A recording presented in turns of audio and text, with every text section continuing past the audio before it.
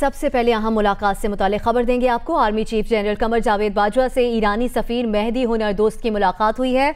ISPR के मुताबिक इस मुलाकात में इलाकाई सलामती और बाहमी दिलचस्पी के अमूर पर गुफ्तगू की गई है। मुलाकात में दहशतगर्दी के मुश्तरका खतरे पर भी गुफ्तगू की गई है।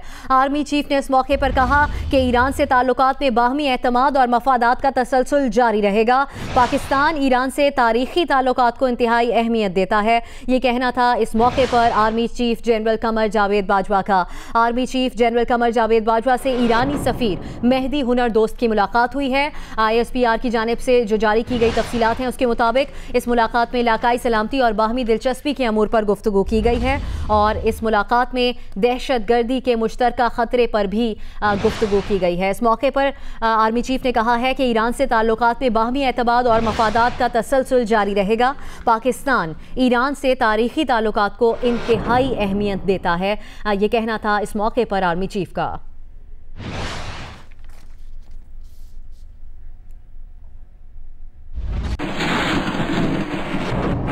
और अब बात करेंगे भारत की नई दिल्ली में Pakistani deputy high commissioner Haider Shah से दरख्वास्त के हवाले से।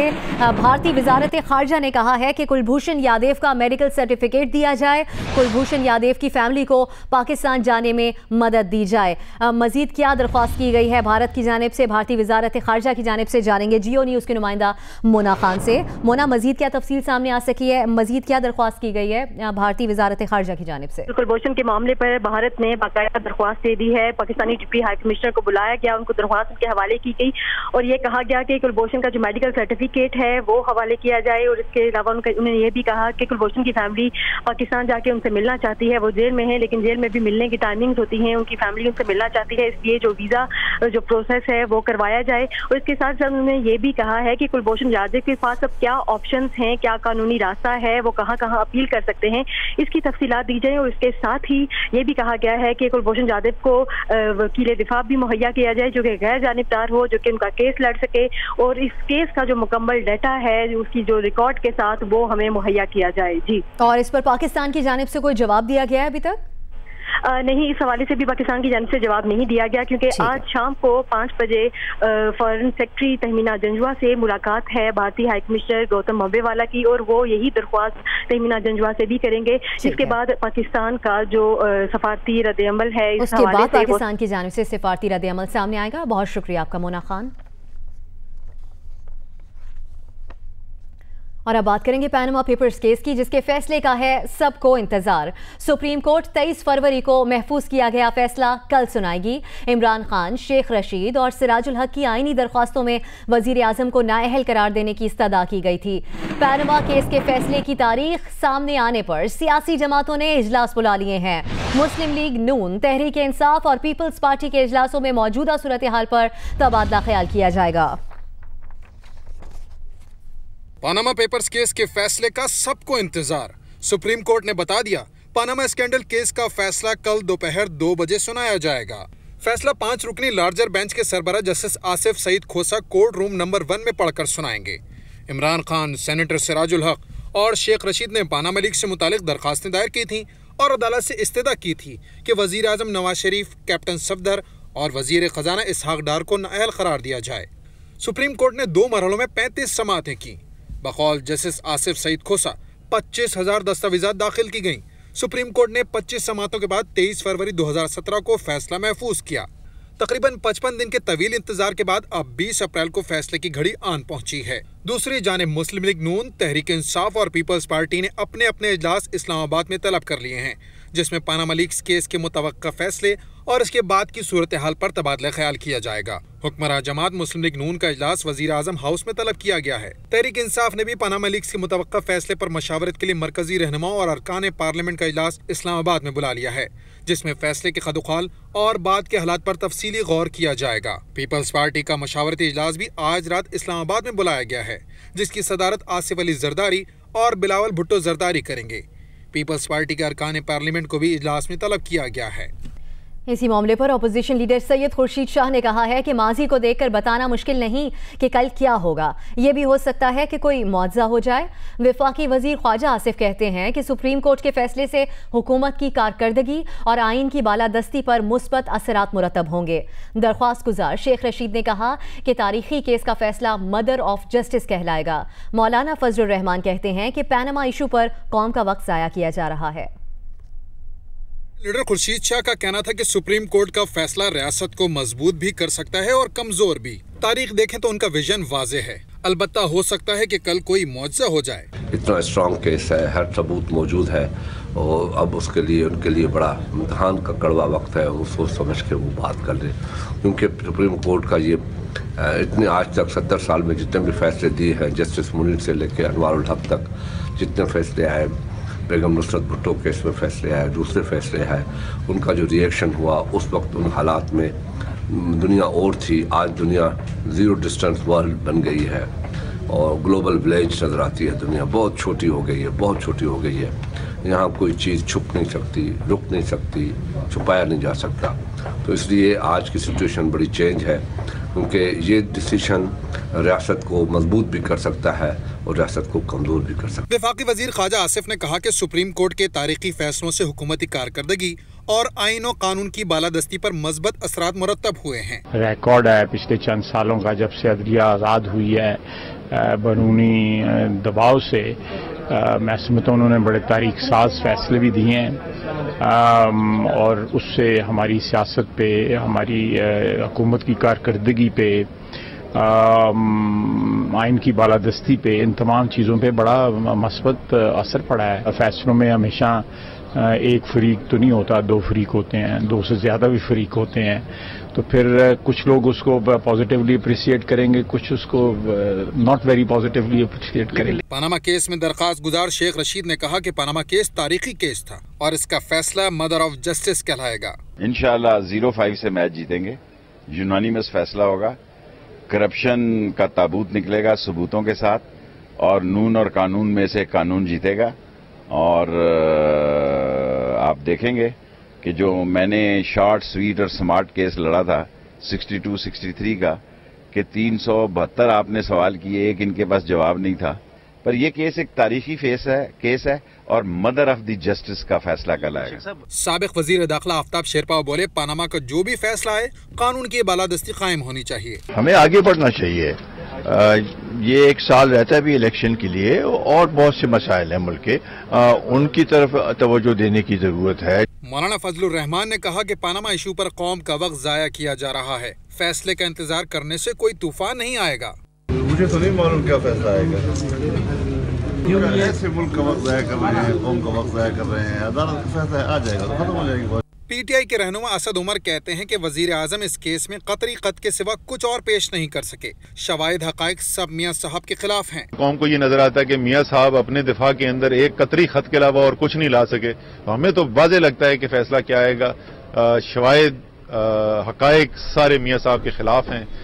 ताज़ा तरीन अपडेट देंगे आपको। वज़ीर आज़म नवाज शरीफ की ज़ेर सदारत मुशावरती इजलास हुआ है और इस इजलास में इज़हार ख्याल करते हुए वज़ीर आज़म ने कहा है कि उन्हें किसी फैसले का इंतज़ार नहीं।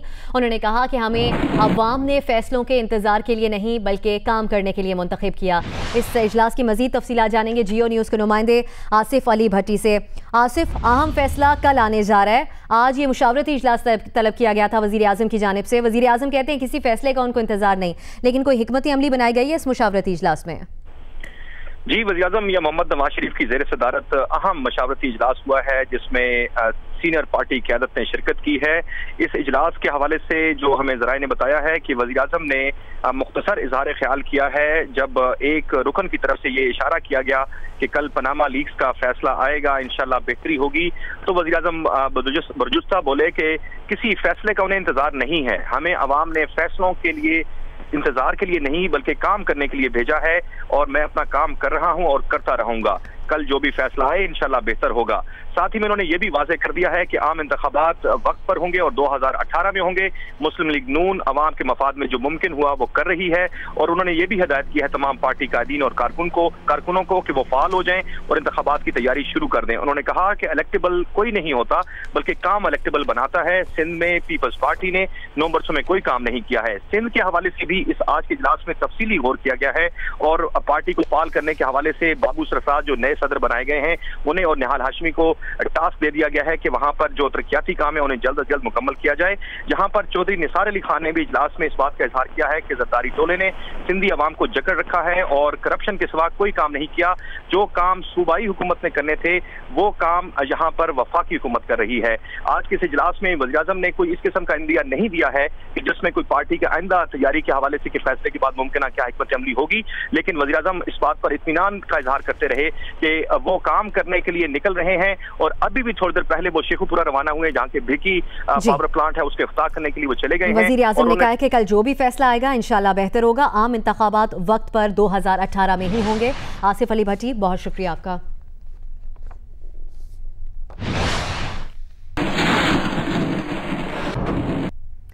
बैरिस्टर सलमान अकरम राजा कहते हैं कि पैनामा स्कैंडल का फैसला कानून और असूलों के मुताबिक आएगा, जिससे कानूनदान और कानून के तालिब-इल्म मुतमईन होंगे। बैरिस्टर अली जफर का कहना था कि पैनामा केस के फैसले में करप्शन के खिलाफ बात होगी। मुस्तकबिल में इसे कैसे कंट्रोल किया जाए इस पर भी बात हो सकती है।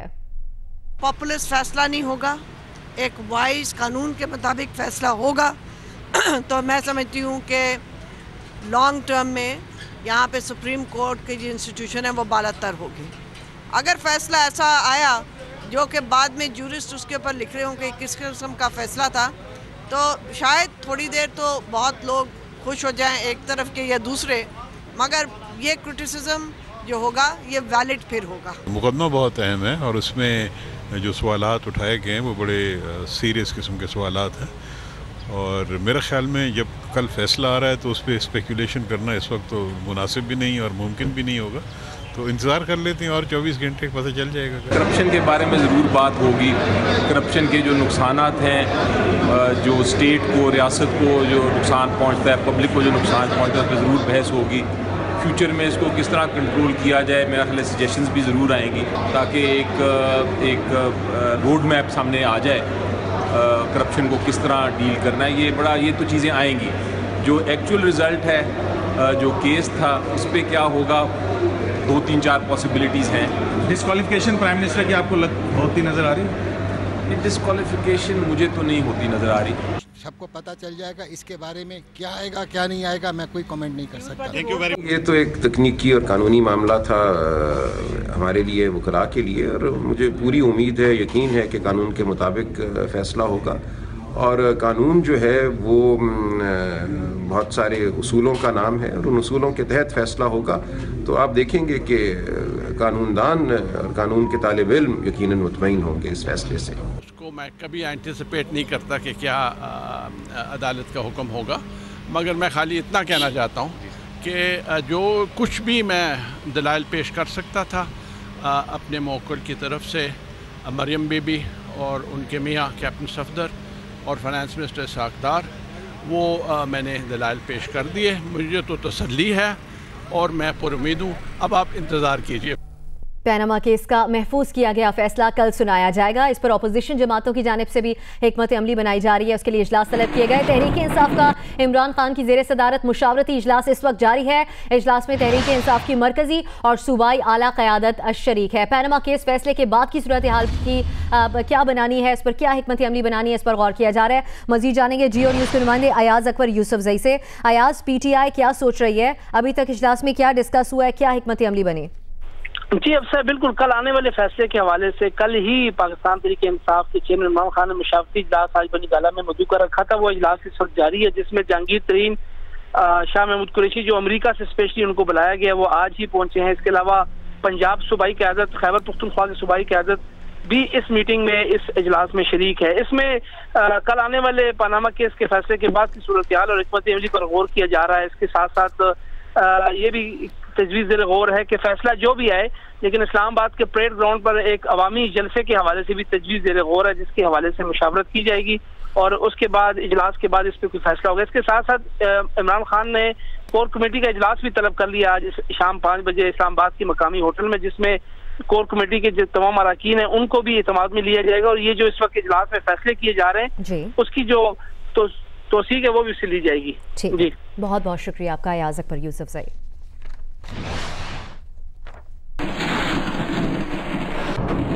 और अब बात करेंगे मशाल कत्ल केस की। सुप्रीम कोर्ट ने सूबाई हुकूमत को जुडिशल कमीशन बनाने से रोक दिया है। अदालत ने रिमार्क्स दिए कि मशाल के कत्ल पर तहकीकाती टीम काम कर रही है, जुडिशल कमीशन की क्या जरूरत। कमीशन के लिए खत लिखने पर वजीर आला खैबर पख्तूनख्वा से वजाहत तलब कर ली गई है। चीफ जस्टिस का IG से मकालमा हुआ और उन्होंने कहा कि फिक्र ना करें, पूरी अदालत और कौम आपके साथ है। ज्वाइंट इंटेरोगेशन टीम को मशाल के कत्ल की हफ्तावार रिपोर्ट जमा कराने की हिदायत की गई है। चीफ जस्टिस हाकिम निसार की सरबराही में सुप्रीम कोर्ट के 3 रुकनी बेंच ने मरदान यूनिवर्सिटी के तालिब इल्म मिशाल खान के कत्ल पर अज़बुत नोटिस केस की समाअत की। IG पुलिस खैबर पख्तूनख्वा इस्लाहुद्दीन महसूद ने अदालत को बताया कि केस की 80% तहकीकात मुकम्मल कर ली गई हैं। जल्द तहकीकात मुकम्मल करके चालान मुतलका अदालत में पेश करेंगे। चीफ जस्टिस ने कहा, आप फिक्र न करें, पूरी अदालत और कौम आपके साथ है, मुकदमे में मुकम्मल इंसाफ होगा। IG पुलिस ने रिपोर्ट मुकम्मल करने के लिए मजीद मोहलत मांगी। तफ्तीश दुरुस्त सिमत में और काफ़ी हद तक नताइज के साथ कामयाब तरीके से चल रही है और इंशाअल्लाह तमाम मुल्ज़िमान को जल्द इंसाफ के कटहरे में लाया जाएगा। चीफ जस्टिस हाकिम साहब ने कहा, हमें नताइज चाहिए, तहकीकात की निगरानी खुद करेंगे। तहकीकाती टीम में फौज या ISI का नुमाइंदा होना चाहिए। हमें अपने तहकीकाती इदारों पर मुकम्मल इत्मीनान है। दौरान समाअत अदालत ने इस्तफसार किया कि जब तहकीकाती टीम काम कर रही है तो जुडिशल कमीशन बनाने का क्या जवाज़ है। चीफ जस्टिस ऑफ पाकिस्तान ने वज़ीर आला खैबर पख्तूनख्वा से जुडिशल कमीशन के क़याम के लिए पेशावर हाई कोर्ट को लिखे गए खत पर वजाहत तलब कर ली। मिशाल खान अज़बुत नोटिस केस की मज़ीद समाअत 27 अप्रैल को होगी। इस केस से मुतालिक अपडेट है। मशाल कत्ल केस के 7 मुल्जिमान ने पुलिस के सामने एतराफ़े जुर्म कर लिया है। बयान रिकॉर्ड कराने के लिए 7 मुल्जिमान को सिविल कोर्ट में पेश कर दिया गया। चारसदा से मजीद 2 तलबा को हिरासत में ले लिया गया है। मिशाल कत्ल केस के 7 मुल्जिमान को पुलिस ने इंसदाद दहशतगर्दी की खुसूसी अदालत मरदान में पेश किया। पुलिस ने बताया कि तमाम मुल्जिमान ने पुलिस के सामने अपने जुर्म का एतराफ़ कर लिया है, इसलिए एतराफ़ी बयान रिकॉर्ड कराने के लिए मुल्जिमान को सिविल कोर्ट में पेश करने की इजाज़त दी जाए, जिसके बाद तमाम 7 मुल्जिमान को सिविल कोर्ट में पेश कर दिया गया। वाक़े के बाद मुबैना हल्फ लेने की नई वीडियो में नजर आने वाले मुल्जिमान की गिरफ्तारी के लिए भी छापे मारे जा रहे हैं। चारसदा के इलाके सरडेरी से पुलिस ने मजीद 2 तुलबा को हिरासत में लिया है। इस अहम केस में अब तक 24 मुल्जिमान को बाज़ाब्ता गिरफ्तार किया जा चुका है। अब्दुल वली खान यूनिवर्सिटी 13 अप्रैल से बंद है। यूनिवर्सिटी के तालिब इल्म मिशाल खान को तौहीन मजहब के इल्जाम में हुजूम ने तशद्दुद करके कत्ल कर दिया था। बात करेंगे मौसम की। मुल्क के मुख्तलिफ इलाकों में आज भी शदीद गर्मी है। लाड़काना में दर्जा हरारत 49 डिग्री सेंटीग्रेड रिकॉर्ड किया गया है। DG खान, दादू, सखर, तुरबत और कोट अदू में पारा 46 डिग्री पर। खानपुर, रहीम यार खान और नवाब शाह में दर्जा हरारत 45 डिग्री रिकॉर्ड किया गया। मुल्तान, फैसलाबाद और ओकाड़ा में 44 डिग्री और लाहौर में दर्जा हरारत 43 डिग्री रिकॉर्ड किया गया।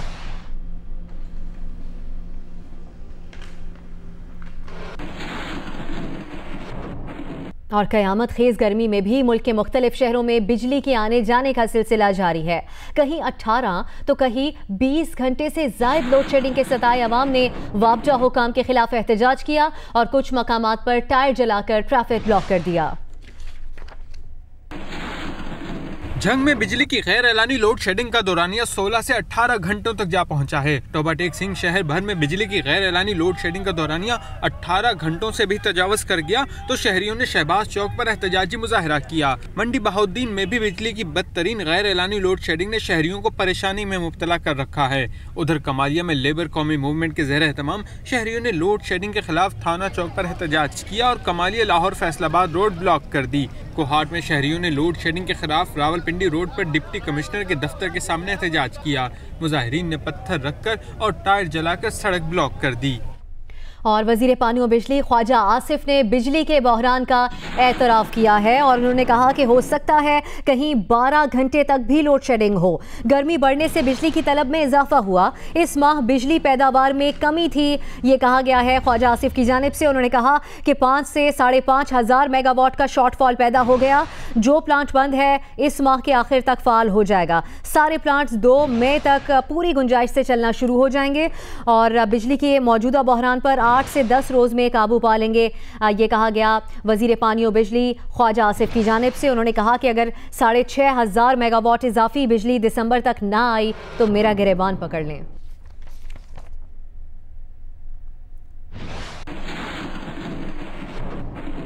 और इमरान खान ने मुल्क भर में बिजली की तवील बंदिश पर गहरी तशवीश का इजहार किया है। उन्होंने कहा है कि हुकूमत 2013 में किए गए वादे पूरे करने में नाकाम रही। सरकारी इदारों और चोरी का बोझ बिल अदा करने वालों पर डाला जा रहा है। मंसूबों में ताखीर और नाकामियां हुकूमती नाअहली का मुंह बोलता सबूत हैं। PTI चेयरमैन ने कहा कि नवाज शरीफ के हुकूमत में आने से कबल शॉर्टफॉल 3,000 मेगावाट था। 4 साल बाद हालत यह है कि बिजली की किल्लत 3 से 9,000 मेगावाट तक जा पहुंची है। उन्होंने कहा कि सितम ज़रीफ़ी का आलम है कि वज़ीर बहरान की जिम्मेदारी मौसम पर डाल रहे हैं। क्या वज़ीर मौसूफ को अभी इल्म हुआ कि पाकिस्तान में गर्मी भी पड़ती है?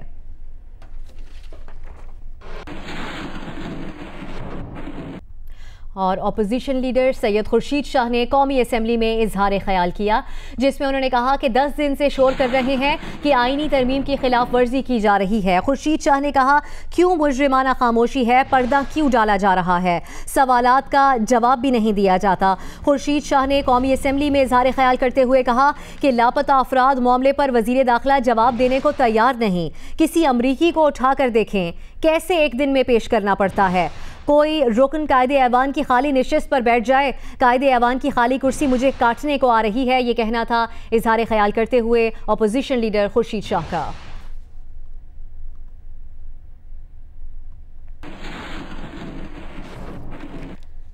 बुलेटिन में आगे बढ़ते हुए खबर देंगे आपको, सीनियर सहाफ़ी और एंकर पर्सन हामिद मीर पर हमले को 3 साल आज मुकम्मल हो गए हैं, मगर हुकूमती दावों और यकीन दहानियों के बावजूद हमले के मुहर्रिकात और मुल्जिमान अभी तक सामने नहीं लाए जा सके। हुकूमत की तरफ से कायम जुडिशल कमीशन की रिपोर्ट भी ताहाल मंजर आम पर नहीं आ सकी।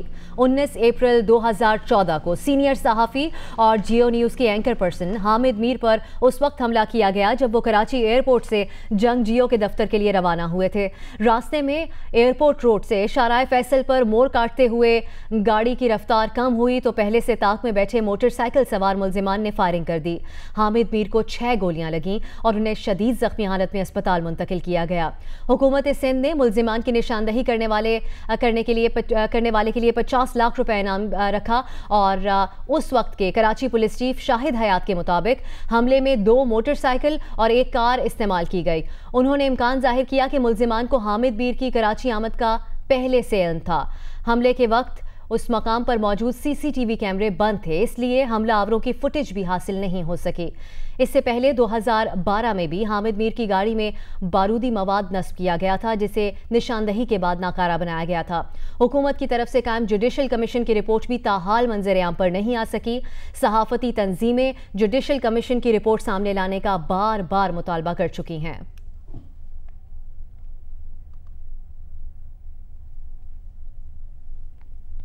आगे बढ़ेंगे और खबर देंगे आपको, पाकिस्तान स्टॉक की तारीख में पहली बार 800 पॉइंट्स कमी और फिर 800 पॉइंट्स का इजाफा। स्टॉक मार्केट में एक दिन में मजमूई तौर पर 1600 पॉइंट्स का उतार चढ़ाव देखा गया है। 100 इंडेक्स 47,652 की सतह पर बंद हुआ है। मजीद जानेंगे जियो न्यूज़ के नुमाइंदे अशरफ खान से। अशरफ बताएगा माहिरीन क्या कह रहे हैं, आज मार्केट में इस कदर उतार चढ़ाव, क्या वजह है इसकी? जी, अगर देखा जाए पाकिस्तान स्टॉक एक्सचेंज में गैर यकीनी सूरत में बड़ी हलचल देखी गई है। कारोबार का आगाज हुआ तो 600 पॉइंट की कमी हुई थी, जो कि गिरकर 825 पॉइंट तक बढ़ गई थी और यहाँ पे 100 इंडेक्स ने 46,048 की कम तरीन सतह पे गिरा था। और उसके बाद जब बेहतर रेट हुए शेयर के तो सरमायाकारों ने खरीदारी की, जिससे मुस्बत रुझान आया और मार्केट ने पहले 800 पॉइंट की रिकवरी की और मजीद जो 800 पॉइंट पॉजिटिव में गया, जिससे मार्केट में मजमूई तौर पर एक दिन में 1600 पॉइंट की उतार चढ़ाव देखा गया। माशी माहिरीन का कहना है कि पाकिस्तान स्टॉक एक्सचेंज की तारीख में पहली बार हुआ है कि 800 पॉइंट मंदी के बाद 800 पॉइंट की तेजी हुई है। ये इस बात का सबूत है कि मार्केट में मजीद सरमायाकारी आ रही है और आइंदा आने वाले दिनों में मजीद पॉजिटिव देख रहे हैं। पाकिस्तान स्टॉक एक्सचेंज की तारीख में पहली बार ऐसा देखा गया है कि पहले 800 पॉइंट्स की कमी हुई और फिर रिकवर किया 800 पॉइंट्स का इजाफा हुआ। बहुत शुक्रिया आपका अशरफ खान।